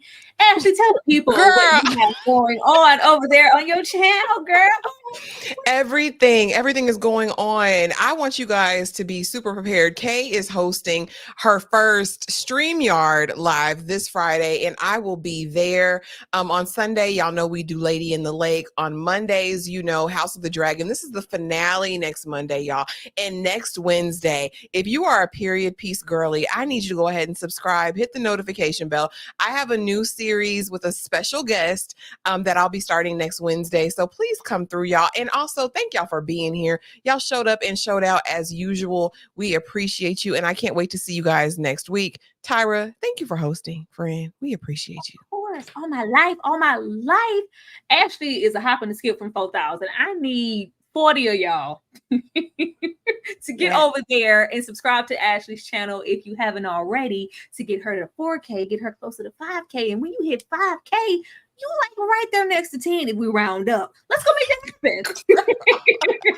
Let's go make that happen for Ashley. I would really, really appreciate it. And I know she would too. Last but not least, Kay with the blurs, nerds, in the books because she reading them. Tell the people about that live. They need to come and support because KK going live. She out of town, thugging with her rounds. Go ahead, Kay.